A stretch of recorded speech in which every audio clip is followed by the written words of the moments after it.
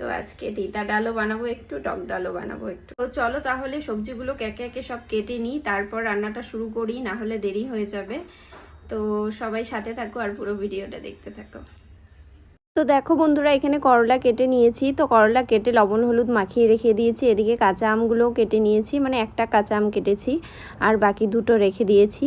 তো কিছুটা লম্বা করে কেটেছি, আবার কিছুটা হচ্ছে একটু চারকোনা মানে ছোট ছোট করে কেটেছি আমগুলো। আর এদিকে দেখো ফুলকপি কেটে নিয়েছি। ফুলকপি দিয়ে আলু দিয়ে একটা তরকারি করব। আজকে তো নিরামিষ শনিবার, এই কারণে সব নিরামিষই হবে। তারপর দেখো ডালটা একটু হালকা করে ভেজে নিয়ে ডালটাও সেদ্ধ বসিয়ে দিয়েছি, আর এদিকে ভাতটাও বসিয়ে দিয়েছি। তারপর করলাটাও ভেজে নিচ্ছি। ডালটা ওদিকে আমার সেদ্ধ হয়ে গেছে। কিছুটা ডাল তুলে রেখেছি আম ডালের জন্য, আর বেশিরভাগটা দিয়ে মানে তিতা ডাল করব, শুক্তো ডাল যেটাকে বলে।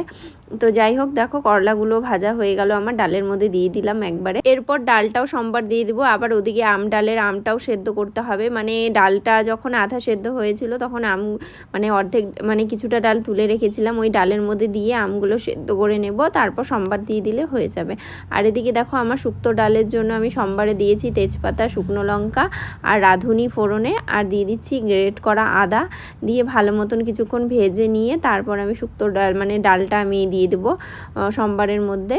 আর একটু ঘন হয়ে গেছিলো বলে আরেকটু আমি গরম জল করে মিশিয়ে দিয়েছি। তো ডালটা দেখো পুরোপুরি তৈরি। আর একটুখানি চিনি দিয়েছিলাম বন্ধুরা, অল্প করে। তো অল্প করে চিনি দিলে পরে ভালো হয়, টেস্টটা ভালো লাগে। যাই হোক, তো শুক্তো ডালও আমার রেডি ওদিকে। আর এদিকে দেখো আমি মানে আলু ফুলকপির জন্য আলুটাও ভেজে নিয়েছি। তো সোমবারে দিয়েছি গোটা জিরে, তেজপাতা, শুকনো লঙ্কা দিয়ে আলুটাকে ভেজে নিয়েছি। তারপর ফুলকপিগুলোকে দিয়ে ভালো করে আলুর সাথে ভেজে নেব। তো ফুলকপিগুলো কিন্তু আমি আগে থেকে ভাপিয়ে নিয়েছিলাম, অল্প একটু লবণ দিয়ে হালকা করে ভাপিয়ে নিয়েছিলাম। তো এখনকার দিনের মানে এই সিজন মানে এই সময়ে ফুলকপিটা একটু গন্ধই করে, এই কারণে আমি একটুখানি ভাপিয়ে নিয়েছি। তারপর এদিকে দেখো আমাদের টক ডালও পুরোপুরি তৈরি। তো টক ডালের মধ্যে তো জানোই কি সম্বার দিতে হয়, শুকনো লঙ্কা আর সর্ষে সম্বার দিয়েছি। তো টক ডালটাও নামিয়ে নিয়েছি। আর এদিকে দেখো ফুলকপিটাও ভাজা হয়ে গেছে ভালো করে আলুর সাথে।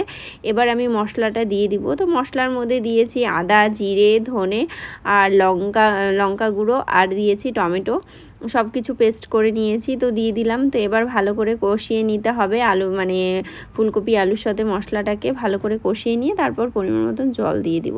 তো যা গরম পড়েছে বন্ধুরা, মানে কি বলবো, কোনো কিছুই খেতে আর ভালো লাগে না। তো শুধু মানে একটুখানি টক হলে পরেই খেতে ভালো লাগে, এর জন্যই আম ডালটা করলাম আজকে। আর নয়তো এমনি দিনে তো লেবু দিয়ে ভাত খাই, মানে যে কোনো রান্নাই করি লেবু চিপেই মানে ভাতটা খাই, তাহলে একটু ভালো লাগে। তো আমাদের এখানে আগে মানে কিছু